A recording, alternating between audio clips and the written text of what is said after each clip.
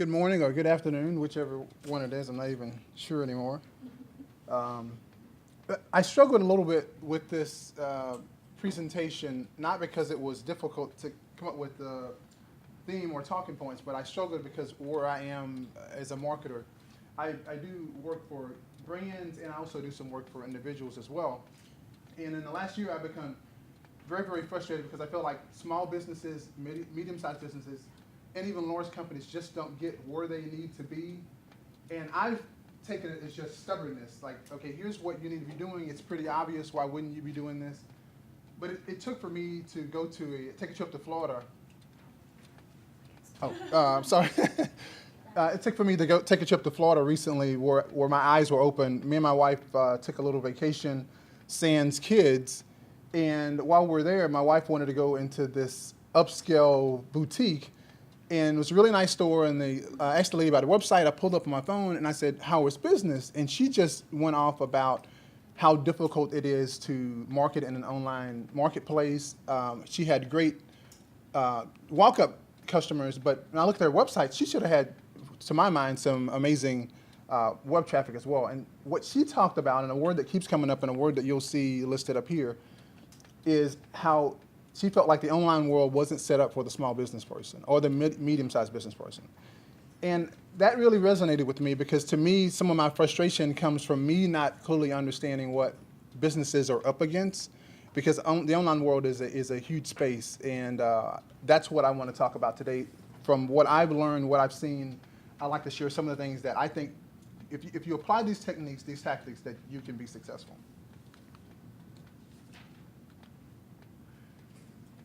Most times when I'm talking to a business owner, it's very similar to that talk. I'm talking to a pool owner, my pool guy, pool person, and he immediately goes into he hates marketing or he hates sales. And I'm standing there, and this is him. I'm like, marketing's a great thing, and he's like, it's like an albatross around your neck. And I really want an albatross because the sense I always get when I talk to business people is that it literally isn't an albatross. But having talked to the business owner in Florida and talking to my pool guy just this week before I came here, this makes perfect sense. It is a weight. It is a burden. Online marketing to a lot of businesses is a burden. And so I talked about the Florida business owner. Here's what I thought. When looking at her storefront, everything was fine. Here's what I learned was how she saw things. She had this great looking storefront, an amazing store, a great online storefront. But I mean, it was pretty unwieldy. It was pretty unmanageable for her. So Adobe did some research a couple years ago where they polled marketers, and what they found was the overwhelming sentiment was being overwhelmed. And looking back at that now, that seems to make perfect sense. When they asked them to throw out some terms, you can see they're really scattered, the things that they think about, and that highlights how it's really tough to have focus in the online marketing space. Look at this graph. I said they're not only confused, they're wrong. When you have social media marketing up top, that's probably not going to work out so well for you in the short term. In the long term, yes, but I'd like to see content marketing a little further up on that graph if you're expecting some short-term success. But my eyes were open when I look back at it 4 years ago, when I attended a conference, and one of the speakers was from Google. He's their digital marketing evangelist. And he was about to go off stage, and they asked him, what is the one thing he would advise people to do that would make their lives better? And he cursed a lot, so I can't say exactly what he said. But what he said changed my mind, opened my eyes because I was this person. Again, I can't say exactly what he said here, but let's just read it together. The world's freaking complicated, so we'll start with everything we don't know, and I'll fix that. And what he said without all the curse words is, we focus so much on what it is we don't have or that we don't do well that we forget what we should be doing, what we are good at. And so what I want to do today is highlight some things that we need to be focusing on. And at the end, the point I want to emphasize is get good at what you do. Do we need to fix it?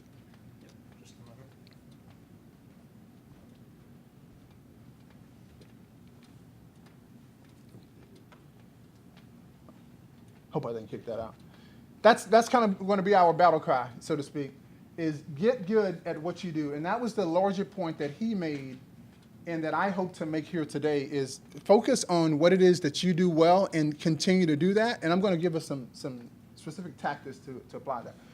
But first, I want to go back. Instead of talking about 2016, where the market's headed, I want to look back at the previous year. The big thing last year was Google getting access to the Twitter pipeline, which is great because that means tweets have the ability to show up in organic search, which is awesome. If you're a business and people are sharing messages about your content, that's great. And the downside is I feel like a lot of businesses only recently discovered social media, and now they're struggling to, what should I do with this? They don't have a Twitter profile. They're not really active on social media. So that's another weight. That's another problem, trying to condition them to use Twitter. But it is something that we need to start thinking about. If Google has access to it, we need to be using it. Another is the mobile-friendly update. And this was the perfect summation of what's happened to a lot of websites that are basically flaming if you don't have a mobile-friendly website. We've gone through the whole mobile-friendly, responsive design. Your website, your web page needs to load and look great in mobile. It's not enough. If people are looking, if the majority of people are looking at your website on mobile or a tablet or phablet, it doesn't need to be just desktop friendly anymore. So we should be penalized if we're not doing better there. The other thing is the content glut, the content shock, where we've since realized that, and there's a great deal of controversy around this. I don't know how much I believe in it, but it is true to a certain extent. We've exceeded the attention span for most people. Unless you can produce amazing content, most people aren't going to notice. What I'm going to talk about later today and tomorrow specifically will address getting beyond this problem. This is seen by a lot of people as the biggest problem in content marketing right now. Even if you produce great content, it's very difficult to get people to see it. And that's why, as Jenna talked about, a lot of people are going to paid social as a great avenue. And it's really cost effective. But the key is that I want to hammer home is producing great content first. Because you don't want anybody to look at it if it's not good. The next is rich answers. This is something we've seen really explode in the last year, and it's predicted to explode even more. This is Google trying to find the best answer for a very specific query. And I love seeing this, and it's an opportunity that I'm going to address later as well, where you have a very targeted question that somebody has a very specific answer for it. But most times it's Google scraping this content from a third-party site. So there's a little theft going on. But it also highlights an opportunity. If you can answer that question, it's very likely that you'll show up here. And I'll end with, we should be thinking about doing that. The next is user experience. We continue to hear about that. And I don't know about you, but when I look at this webpage, I cannot discern what action I should take besides changing the page. It's amazing, though, that a lot of websites still look about this bad. It wasn't very difficult for me to find this webpage. It's actually a pretty popular site. I don't know how much organic reach it gets, but or uniques, but there's a lot of visitors to this site. But user experience is important. It's not just about click-through rate. It's not just about bounce rate. It's not just about links or SEO or content. It's about the entirety of the experience, and we have to start welcoming change in that area. So what I want to do now is talk about 2016, where digital marketing is going and how do we get in front of it. RankBrain. Many of you have probably heard about this. This is Google's new machine learning algorithm. And basically what it does, a synopsis of, is there's somewhere between 15 and 25 new queries in Google every day. There's 15 to 25% of the queries typed into Google every day has never been typed into Google before. And many of them are things that humans would do well at recognizing, but computers don't. And this new algorithm is designed to enhance that. And this is an example here. Let's say one of my favorite movies as a kid was Heat. And so I was like, what was the movie? I just type in, what's the movie that De Niro and Val Kilmer played in? But I intentionally misspelled Val Kilmer and De Niro. Now that's something a human would have a very easy time discerning, but not so much for a computer. And you can see here, and I'm not positive it was RankBrain doing this, but these are the types of queries that the algorithm's designed to address. The cool thing about this is 2 weeks ago, we finally had confirmation, not that we shouldn't have known before. One of the search scientists at Google did a podcast or a webinar, actually it was a Google Hangout, excuse me, and he admitted that the three biggest things that impact organic search is links, content, and RankBrain, this new algorithm. Now, that's links to the site, the quality of content, and RankBrain. You think about, oh, wow, why would he be admitting that? We've kind of known for years. So him admitting this doesn't mean a whole lot because there's a great deal of variation in there. I mean, there's things like domain strength, there's the amount of traffic going to a site, there's social reach. But it does highlight what we need to be thinking. We need to be thinking about having queries, specific answers to specific queries, thinking about the breadth and depth of our content, but having strong links pointed that way as well. And so that highlights a holistic approach we need to be thinking about. So I thought it was great he came out and kind of pointed us in the right direction. Most of us were like, okay, whatever. We've kind of known that for a while. So how do we work with that? Let's say I'm looking for, a web search is looking for hiking boots. If we want to fully utilize RankBrain or all that Google's telling us now, think in terms of when a person gets to your web page, let's say he clicks on the first organic down there, he or she, they get to this web page. This is an amazing web page by REI. They do some of the best web pages out there. Think in terms of what are the additional questions they'd have around hiking boots. Maybe it's male and female. Maybe they want to share it on social with friends. Maybe it's they want to read other articles. What it highlights is an opportunity, is if we think not just about that specific query, if we think about the additional needs that person or persons may have around that query, that gives us the depth and breadth. And that's from a competitive standpoint where you can really, really target people, similar to what we heard earlier, where you can really target a specific person with quote-unquote non-specific content. You won't know exactly who's coming to your website, but you can know their needs. And if you can say, okay, you know, if somebody comes to my website and they're looking for hiking boots, but it's very likely they'll have questions, men's or women's, they might want to read some articles, they want to read a big image, see a big image. Those are the types of things we have to think about. And so for every web page, we should have one goal. If somebody comes to that website, and I know that with all those little pointy things, it doesn't look like that was one goal, but if we want to be the best resource for that specific query, let's answer every question that person would have when they land on that page. That's how we have to think. Because what will happen is if we don't think that way, they come to that web page and we just show them an article about hiking boots, the next thing they do is click off. And so we want to keep them on that page and make them bore deeper. That enhances, lowers our bounce rate, enhances our click-through rate, and it highlights we're producing the types of content that resonates with the audience. And that's where we have to be thinking strategically. And from the standpoint of RankBrain, that's the one big thing that I think a lot of people are missing. Everybody's like, oh, this is machine learning, this artificial intelligence. Yeah, that's great. But if we can be the definitive answer for a specific query, and we'll talk a little bit more about that later. Mobile and voice, this one shouldn't be a surprise, but it kind of was to me to an extent. We all see people walking around with their phone. I lose sight of the fact how many people are actually talking into their phone.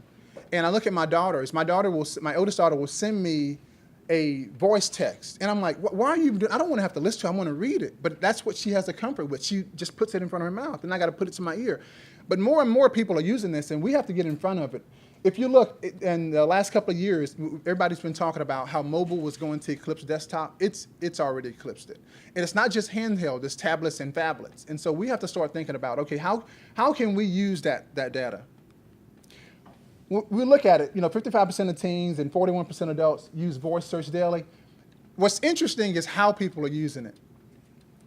I won't repeat this verbatim, but one of the number one things that people want to use it for, but they can't yet, is how to find a pizza. Like, how to find a pizza? I'm like, that's a little far reaching, but it highlights people are looking for things in their area. I mean, you're not on mobile or you're not using voice search for something in Europe if you're in Dallas, Texas. You're looking for something in your area. So if you know people in your area are likely to be looking for a coffee shop or a working space, we need to be addressing those specific queries with content on our website.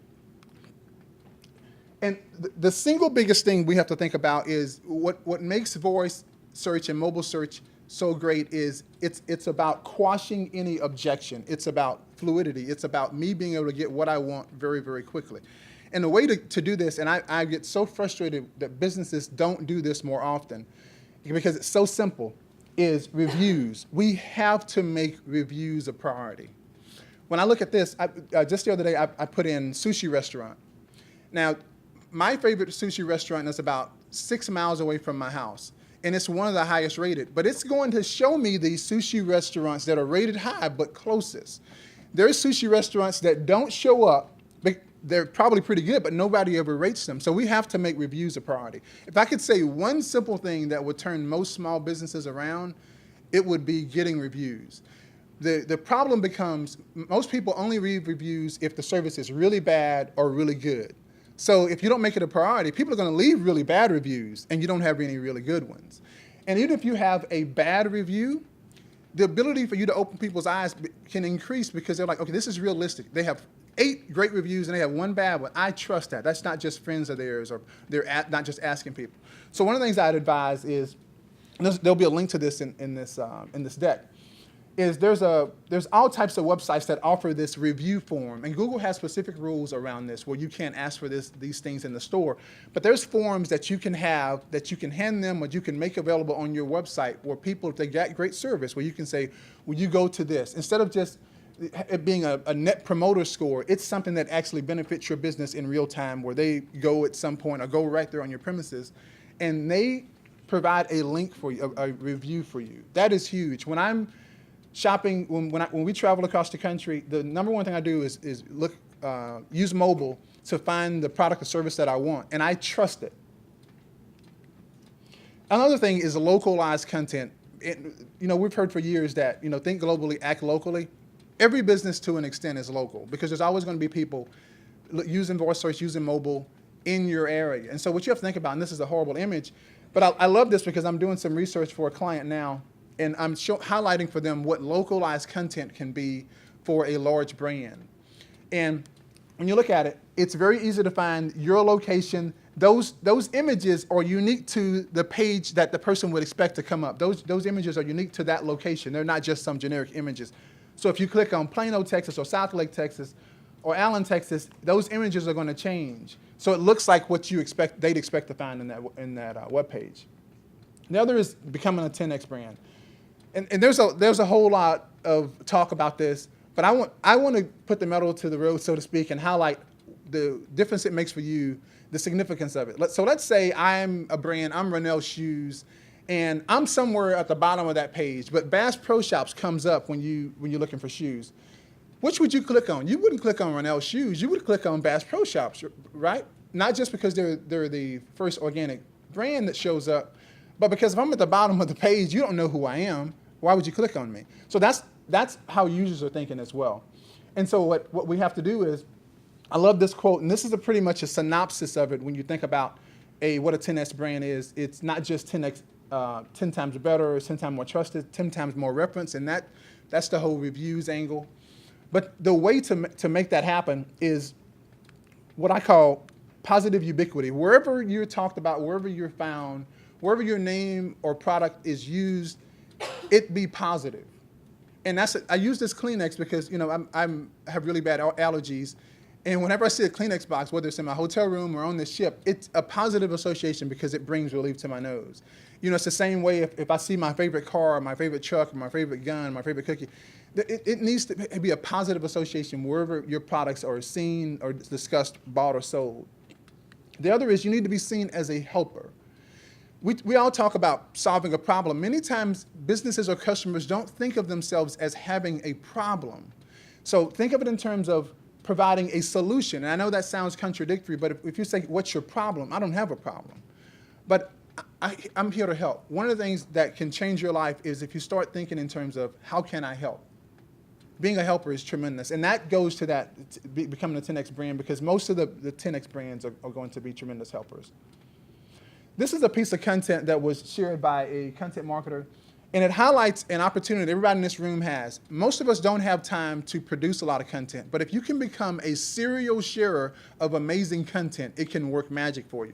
This is a content marketing firm that amassed all this content. They had somebody dive into this using data to provide the best performing content for specific queries, and they curated it on their site. So the links are going to come to them, and then people are going to go leave this site and go somewhere else. But becoming a great resource for information. and me and Aaron had a similar conversation about this yesterday, is you don't have to be the official resource. Think about how many times Men's Health or some other magazines reporting on the research. But you become known for that research yourself because you're the one that's sharing it. You're the one that's making it palatable for people. And not just that, going above and beyond, it highlights how the information was compiled, what makes it significant, and that's that becoming more and more trusted. And that's very, very significant. And those are things we all can do.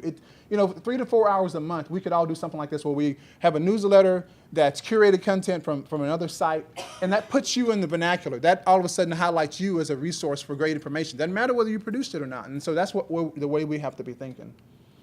Encourage SMEs or subject matter experts. One of the biggest holes I see in online marketing for small and mid-sized businesses and even large brands is people are afraid to be personal, and people connect with people who are like them and who they like. And it's tough to like just a product. And so you need to have people on your staff. Find people who are good at video, who are good at writing, who are good at talking, and do podcasts, do Google Hangouts, not just blogs. In many cases, for many industries, it's not going to be what everybody else is doing. It may not be a blog that works the best for you. So find those people, and it could be, many times it's the staff. We had a great conversation last night. Many times it's the person who developed the product. They may not see themselves as particularly interesting, but somebody who wants that service or product would.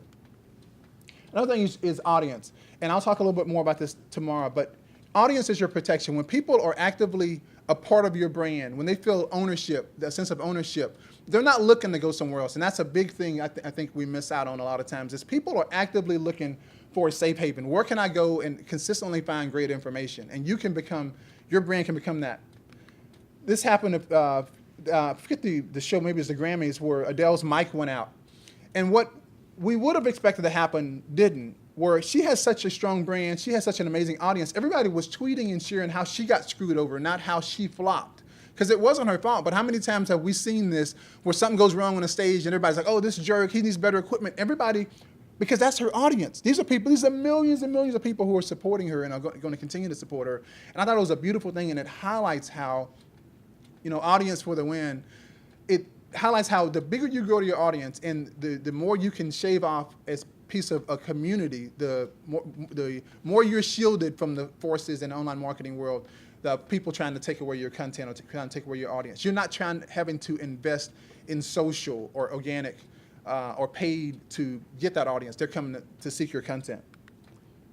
Another thing is, when you have that audience, when you have a strong 10X brand, even if you're not on the first page, and this is some research that we did it was reported on the Moz site, even if Ronell's shoes is down on the 14th spot, if people recognize my brand, even though I don't have the domain authority, I don't have the strongest content, I don't have the greatest visuals, if people recognize me because they've all of a sudden clicked on the second page just to check and see if anybody's out there besides some of the dominant brands that they've already looked at, oh, I realize Ronell's brand sells these shoes too. Let me click on that. And all of a sudden, you can start rising in the SERPs. And that's a tremendous avenue that hasn't been explored to the fullest. And I think for a large number of people, it's just not recognized that there's opportunities beyond the first 10 places.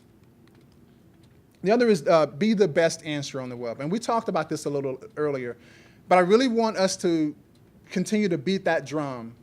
And this is where I'm going as a marketer. Whatever you do, whatever you provide, try to be the best answer for that query. And one of the things, Dr. Pete said this 2 years ago, maybe it was last year at Moz. As it is now, it's very tough. There's so few ad spots, and it's very tough to get one of the top 3 or organic reach spots if you're a small brand. It's next to impossible. But if you can focus on Google's what's called rich answers, those rich snippets, where you have an answer for a query that's so strong, it's so definitive that Google says, you know what, this is the standard bearer, and they all of a sudden put it up top. Now, what's interesting about this is what's called a featured snippet. So it's pulled out, it's extracted from another piece of content. But this brand has the top 2 organic spots. So they have spot 0 and spot 1. And as you can see, I just opened that on my laptop. That's all I'm going to click. I'm not going any further down the page. So if you can own that real estate, and it's very simple rather. Think in terms of, again, being the best answer. Think of anything that person would want to know and delete anything they wouldn't need to know when answering a specific query. And one of the things I've done to address that is have clients keep an Excel spreadsheet of all the questions they get from clients or from their sales staff. Have content people sit in the entire marketing and sales department sit in the office for at least once a month for an hour at a time and just come up with any questions they get, whether in social, they come up in organic, on sales calls, in any way, shape, form, or fashion. Put those questions in an Excel spreadsheet, then hire a content writer or use your team to address those questions. It's been amazing to see the response to that. And so very simply, and again, this deck will be available and you'll be able to see all this, but just identify a question, a question unique to your brand or your vertical. The key is it needs to be something, not just a question that you identify, but something that you can answer better than anybody else.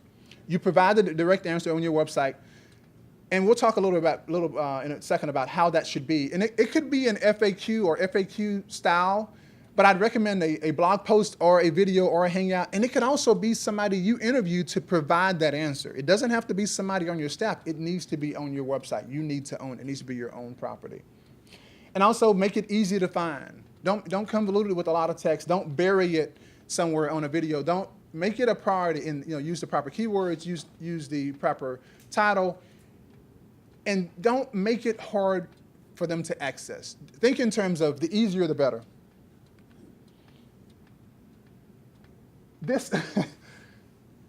This example that I want to leave you with, a few years ago I worked with a client who was very difficult.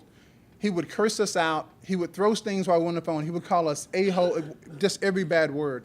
And I got to hear that on the phone. I was never in those actual calls, but I would hear him with our VP of project management. So one day he was on the phone and he threw something against the wall and he says, "I'm effing firing you guys today." And this is a $32,000 a month client. The VP of project management calls me in the office and I said, "What can I do?" And he says, "He's firing us this time." He says, "You have to stop him from firing us, because if he fires us, then we're probably going to have to lose staff." And so all of a sudden I say, what can I do? And he said, "Links." And he runs out of the office. And I was like, "Links?" So he tells the client that we'll get you 2 links. Because he asked him, what can we do that has resonance now? And what we weren't addressing was the links to his website. And I was like, that's a problem. We're not link builders. How are we going to get to a link? So me and the technical SEO and the content team, rest of the content team, got together. It turns out this guy was a plumber, but he was investing in this specific service, these filters, these air filters that were put in the homes of people whose kids suffered, I forget the disease. Turns out there was an event happening in his town. He was sponsoring it, and we worked back channels to get him interviewed. We got a link from the news and the radio station. He was appeased, but in that process, we learned we're not link builders. We had just did something. We just hung ourselves out to dry. He was going to think of us then as somebody who could get him links for his business, and we weren't equipped to do that. And so what we had to do is backtrack and say, you know what, we're committing too many resources for this client.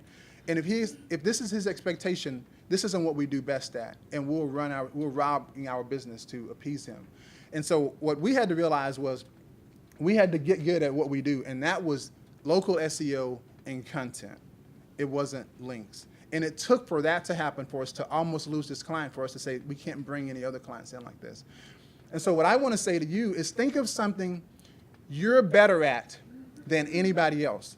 Because it's not get good at what you do, it's get good at what you do. And what Avinash, the person from Google, shared earlier, the key component of it is most times you will look to your competitors and say, here's how they're killing us. They're killing us in ads, in paid, they're killing us in paid social, they're killing us in organic reach, they have a more powerful domain, they have better content. You're not going to be able to beat them in all those areas, especially if they have a more powerful domain. But you can find one area that you can make him or her compete on your terms. And it may be very difficult, and it may be that you're not better than them yet in that area, but it's the one area that you realize they'd have to come play ball in your court. And that's how I want us to think, is get good at what you do, not what somebody else is good at. Thank you.